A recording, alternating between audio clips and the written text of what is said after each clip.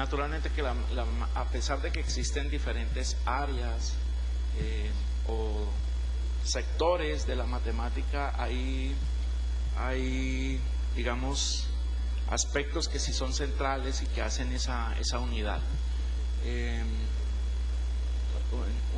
Leyendo un trabajo del profesor Carlos Eduardo Vasco, aquí presente, instala la categoría de sistema como una terna compuesta por objetos, por operaciones y por relaciones. Por ejemplo, en teoría de conjuntos, los objetos son los elementos, los conjuntos, las relaciones allí son de pertenencia, de contenencia, y las operaciones son de unión, de intersección, etc. El cálculo también se puede ver allí, así, como un sistema. El conjunto de objetos son las funciones, las operaciones son las operaciones de adición, de sustracción. Uno puede derivar una función, puede integrarla, y hay relaciones también de orden, son relaciones de orden. Una función es menor que otra, mayor que otra o igual a otra. Entonces, la categoría de sistema es muy importante en la unificación. Entonces, cuando uno propone y formula problemas sobre esos sistemas, uno está haciendo matemáticas. Entonces, digamos que ese es uno de los elementos centrales de unificación. ¿Ya contestaste todas? No, es que esa pregunta... No. Ah, la otra. No, porque leí que tenemos como 35 preguntas y 24 minutos. Esto significa que son 3 palabras por cada respuesta. Entonces, la mayoría de... ¿Cómo involucrarlo de una manera más viva? Disculpe, es que nos hicieron una pregunta general. Sí, pero ya contestaste tú, está bien.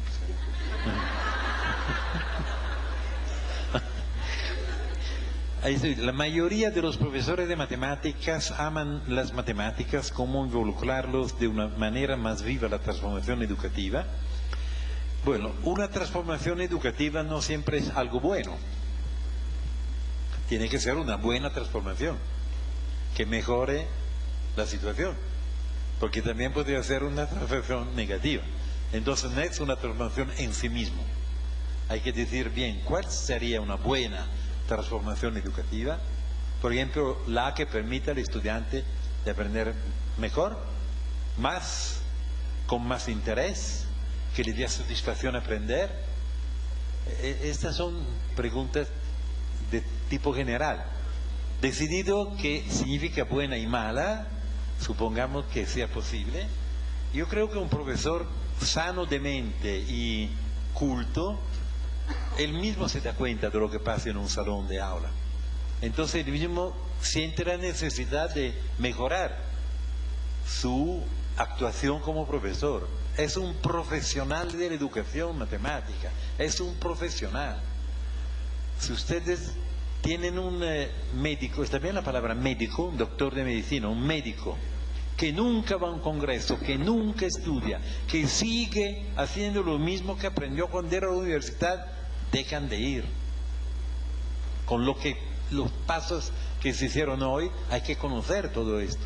Entonces, yo creo que no necesita empujarlo. El profesor de matemáticas serio siente él mismo, espontáneamente, la necesidad de una transformación educativa positiva, naturalmente.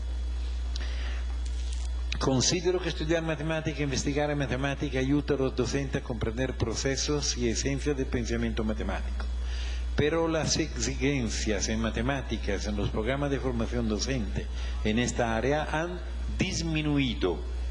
Incluso muchas de las asignaturas dedicadas al estudio de esta ciencia se han suprimido de las mallas curriculares.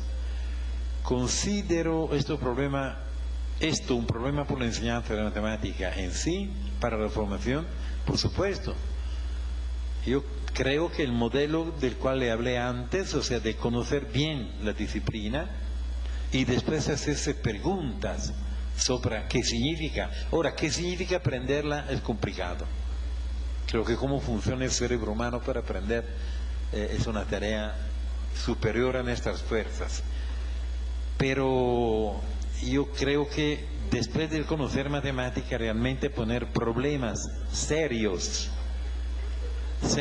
de aprendizaje de los estudiantes es la resolución de todo. Y entonces, si como tú dices, todo esto ha disminuido, dices acá, pienso que sea muy mal. Tienen que luchar para que al contrario sube el interés. ¿Cómo unificar el contexto matemático y educadores matemáticos cuando es el mismo sistema educativo quien propicia estas brechas de separación, hablando de Colombia? Sencillo. En primera persona singular, si tú me pides ¿cuál es tu trabajo? Yo te contesto, yo soy un matemático, estoy trabajando como matemático. ¿En qué disciplina matemática? Educación matemática, o didáctica de la matemática, o matemática educativa, o como se llama. Simplemente es una especialidad de la matemática. El problema está resuelto, ya no hay problemas en este sentido. El mismo sistema educativo separa acá. Ahora yo veo lo que pasa con lo que acá se llaman licenciados, que como dijeron ellos no es la misma terminología de México, donde licenciado significa graduado prácticamente, y donde hay matemáticos licenciados que tienen una fuerza increíble. Ahora, ¿cómo puede un niño, bueno, aquí un estudiante va a la universidad a 16, 17 años, ¿no? Puede ir, si fue un buen estudiante. Llega ya y empieza a estudiar álgebra abstracta y educación del álgebra abstracta, topología y enseñanza de la topología al mismo tiempo. Me parece tan raro. O sea, nosotros nos ocupamos de estos niños de esta edad y de su aprendizaje, y él al mismo tiempo es protagonista de un aprendizaje doble de tan diferente nivel. La veo muy mal. La veo muy mal. Realmente me gustaría que primero aprendieran la matemática y después reflexionamos sobre la dificultad. Singapur es un buen ejemplo, pero Japón, piensan en Japón, es la única categoría frente a la cual el imperador no sé cómo se dice cuando uno se inquina. La única categoría son los profesores. De otra forma, el imperador de Japón nunca hace así, ni a Francisco I del Vaticano, a nadie, pero a un profesor le hace así. Esto dice una tontería, no, esto significa muchas cosas.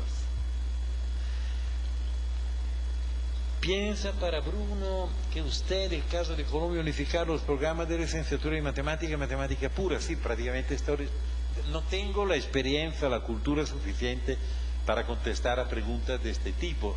Estoy viviendo aquí de poco tiempo. La impresión que tengo es esta, que realmente hay niños pequeños que ya están estudiando una cosa que de tan alto nivel, tan diferente para ellos. Formalmente y profesionalmente hablando, no la veo posible. Entonces esto significa que disminuye la parte matemática, porque hay la otra parte que la ve desde un punto de vista divulgativo también, no solo didáctico. Entonces, ¿a cuáles de las dos el estudiante da más fuerza? Yo recuerdo cuando en los cursos de doctorados el profesor Carlos Vasco y yo estábamos frente el uno al otro, habían dos profesores, él y yo, frente, siempre de frente, y 3, 4, 5 estudiantes doctorales. Por cada palabra que yo decía, él decía que no. Y empezaba una discusión mortal, pero profunda, de matemáticos, de epistemología. Él decía que no porque no creía en lo que yo decía, lo hacía de propósito, siempre pensé. Tanto que una vez utilicé una demostración por absurdo absolutamente perfecta, y él dijo que no funcionaba. Después me di cuenta que lo decía solo para que los alumnos fueran como involucrados en esta discusión. Pero nuestros estudiantes doctorales son todos profesores universitarios, no son niños de 16 años, que aún tienen la leche acá, se sienten adultos, pero hay que pensarlo bien. Última pregunta. Epistemológicamente y socialmente, un matemático que no sepa cómo aprenden los seres humanos, cómo aprenden los niños, no deberían pisar un salón de clases. Son matemáticos, pero cobran el sueldo como educadores. ¡Wow! Yo no sé cómo aprenden los seres humanos. ¿Qué hago? ¿Cómo aprenden? Sinapsis, como se dice en español. ¿Que se agregan entre ellas? ¿Es una cuestión de corazón?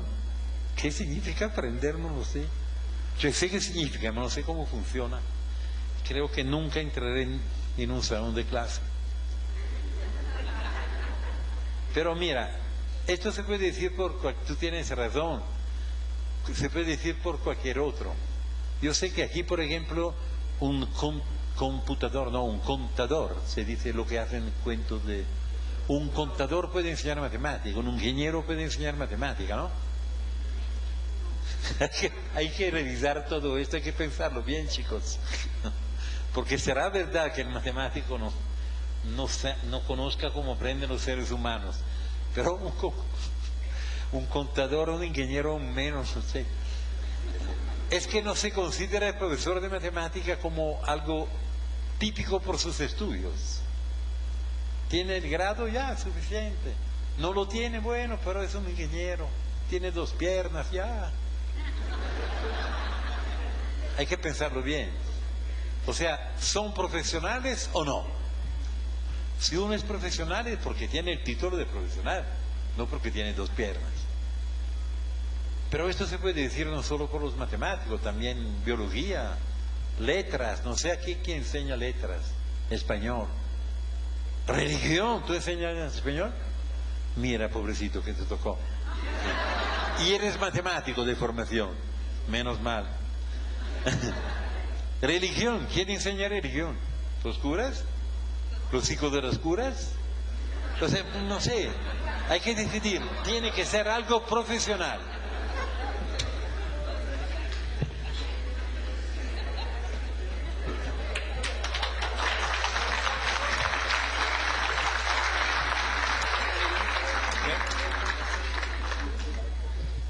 Bien,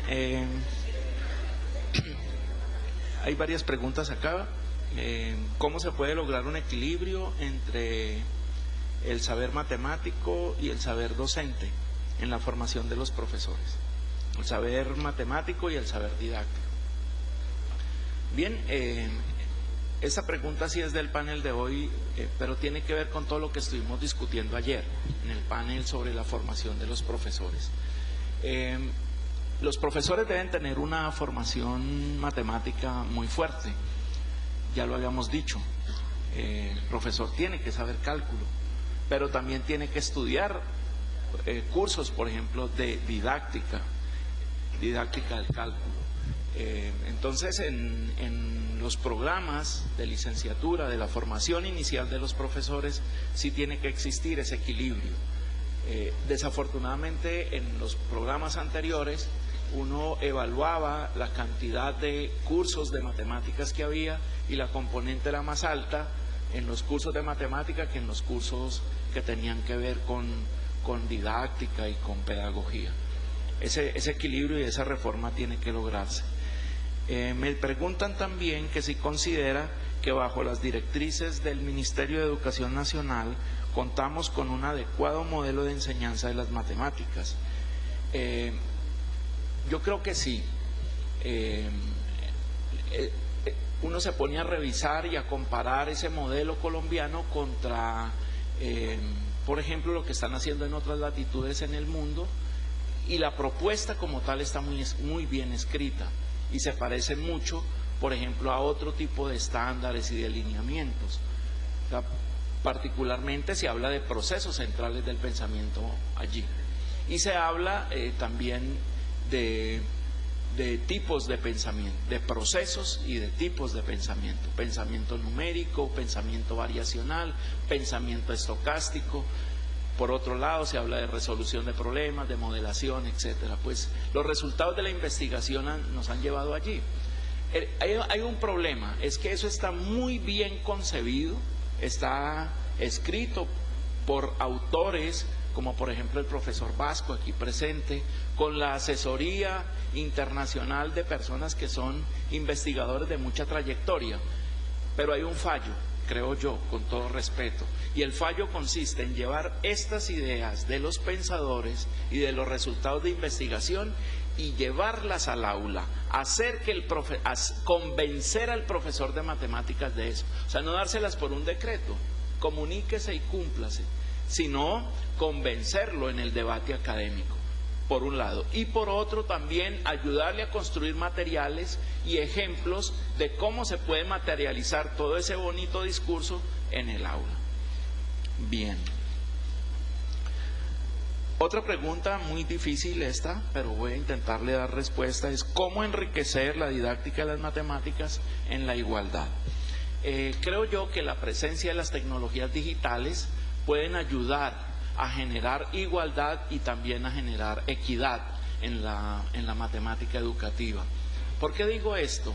Porque cuando un profesor concursa en Colombia, generalmente prefiere quedar en un colegio de Bogotá o en un colegio de Ibagué, y los puntajes más altos quedan en las capitales. ¿Es así, verdad, o me equivoco? Estoy bien. Y otros puntajes pues entonces quedan en los lugares más apartados. La presencia de las tecnologías digitales, los cursos abiertos en línea, los cursos en línea pueden ayudar a que estos profesores que tienen otra formación y otra experiencia le pudieran llegar a esos niños y a esas jóvenes que están en otras latitudes. Puede ser un elemento, pero tienen que haber más. Otra pregunta es, ¿cómo resolver problemas sociales a través de las matemáticas? Pues con modelación matemática. Podemos llevar al aula muchos problemas que estén en el profesor Santos.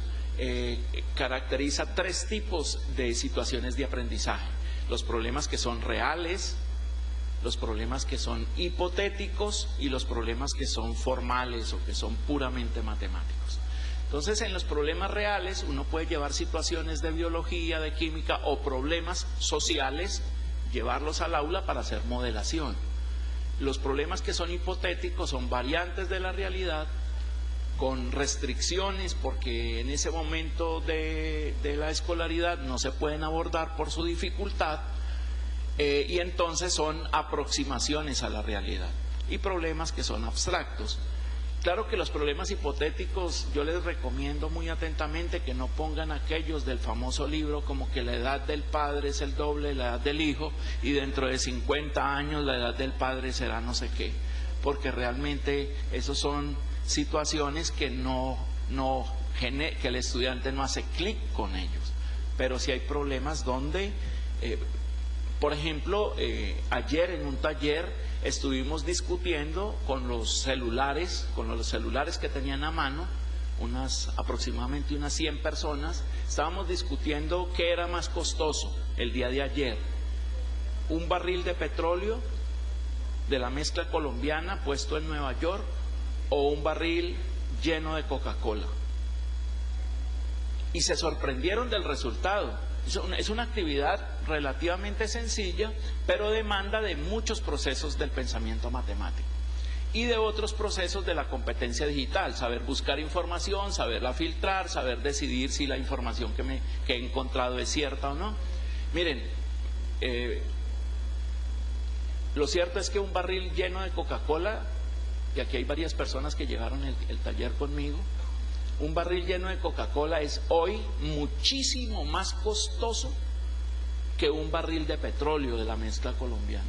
Eso a mí, cuando yo lo encontré, a mí me sorprendió. Y entonces ahí pueden sobrevenir ya no solamente debates matemáticos, sino debates de orden social. Oye, ¿qué es lo que estamos haciendo?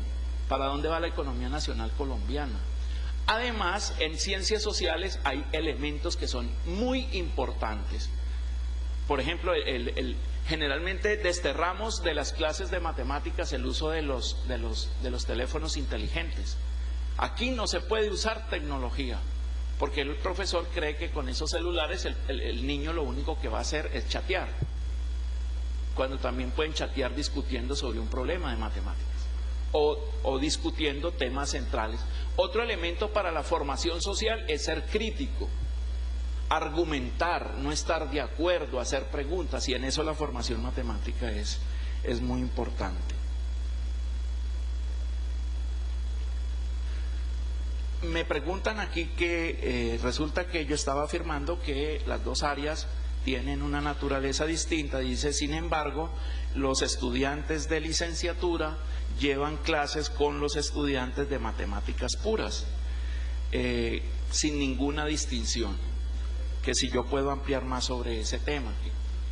Pues bien, una cosa que es cierta es que los licenciados, como hay personas de diferentes partes del mundo, las personas que se van a dedicar a enseñar matemáticas, su formación matemática debe ser muy robusta y no debe haber distinción ninguna entre si yo llevo un curso de cálculo, si voy a llevar curso de cálculo para ser matemático, para ser ingeniero, para ser profesor, como formación básica. Sin embargo, después debo estudiar cómo enseñar esos cursos de cálculo, cómo utilizando la resolución de problemas o qué situaciones didácticas debo llevar para...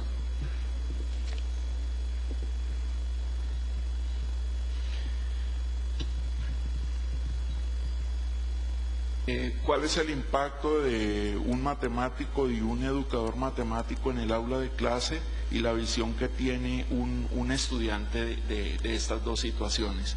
Pues como lo decía hace un rato, debe existir una colaboración muy fuerte entre la comunidad de matemáticos y la comunidad de educadores matemáticos. De tal manera que nuestro propósito, elaborar materiales conjuntos, discutir, por ejemplo, la cantidad y la calidad de las matemáticas que vamos a llevar en determinado grado, elaborar, por ejemplo, material como libros de texto o como el material o como los objetos virtuales de aprendizaje que vamos a desarrollar y que sea un trabajo conjunto entre las dos comunidades. Muchas gracias.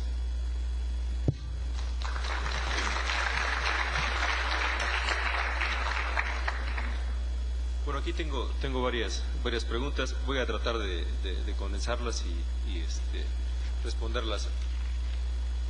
Bueno, hay una que dice, si matemáticos y educadores matemáticos como profesionales actúan en el campo de la educación, ¿el carácter investigativo es el mismo?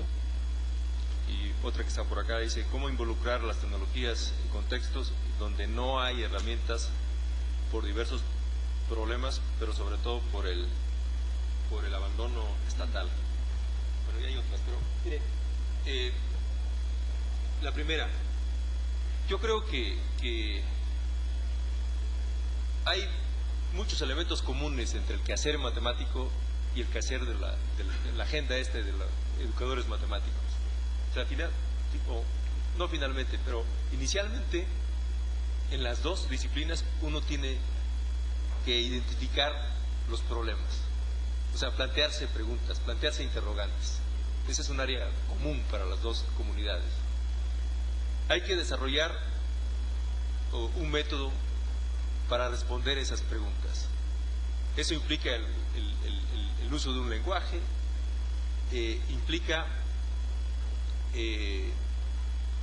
involucrarse en un proceso reconocido por las comunidades, ¿no? O sea, en la disciplina, en la matemática, pues hay elementos que te permiten validar ese proceso de investigación. Yo creo que a lo mejor en la educación matemática eso no es tan rígido, pero bueno, o sea, ya se ha mencionado acá que la disciplina es una disciplina reciente, entre comillas, comparada con las disciplinas las otras. Incluso, miren, en la primera fase de desarrollo de la educación matemática hubo mucha influencia desde otras disciplinas, como por ejemplo la psicología. O sea, muchos de los métodos venían de ahí. Después, ya han empezado a desarrollarse métodos propios de la disciplina, ¿no? Se mencionó aquí, por ejemplo, el caso de Polya.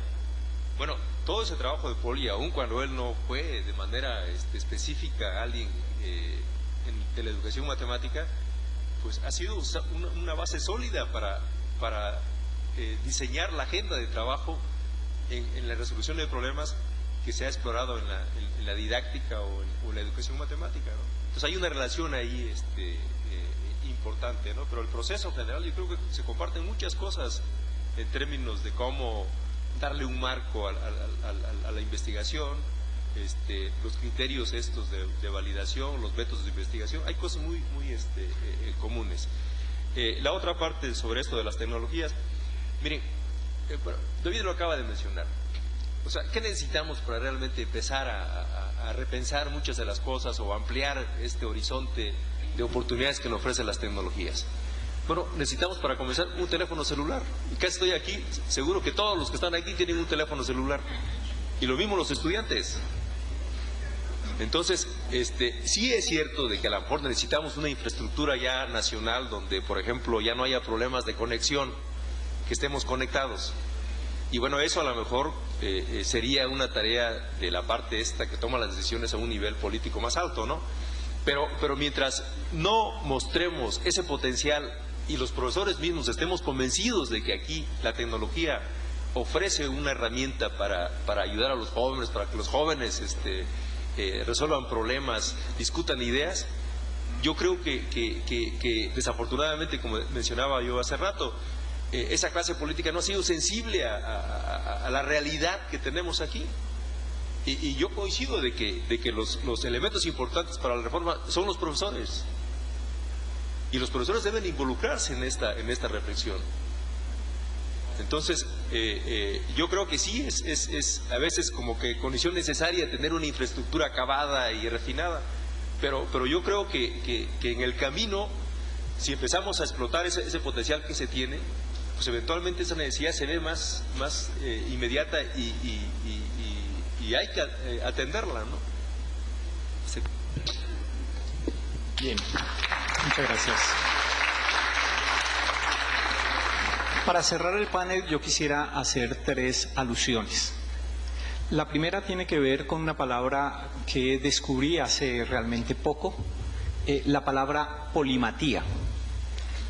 El significado que reporta la RAE es sabiduría que abarca conocimientos diversos.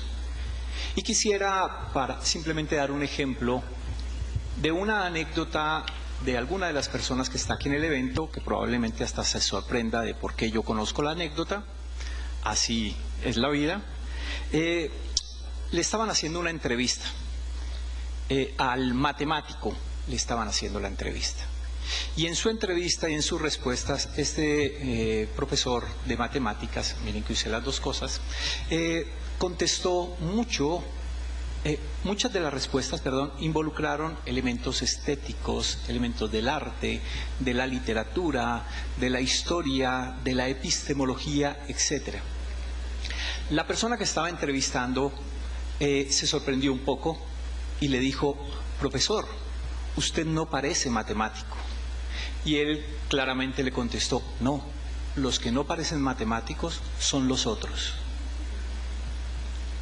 Porque esta persona tenía exactamente esto que significa la palabra polimatía.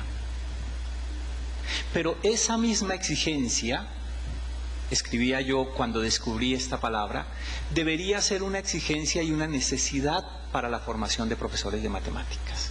Es decir, que si hay algo que deba identificar a unos y a otros, bajo el supuesto de que existen unos y otros, es precisamente ese elemento que permita abarcar diferentes conocimientos y no solo un tipo de conocimiento en relación con las matemáticas. El segundo comentario que quiero hacer tiene que ver con una pregunta que para mí me generó mucha sensibilidad. Vi detrás de la pregunta mucha sensibilidad, porque quizá reconozco en esa pregunta algo que es realmente importante, no digo que lo otro no lo sea, pero fundamentalmente importante para el trabajo que hacemos unos y otros, y es la formación matemática de los niños, de los jóvenes y de los adultos.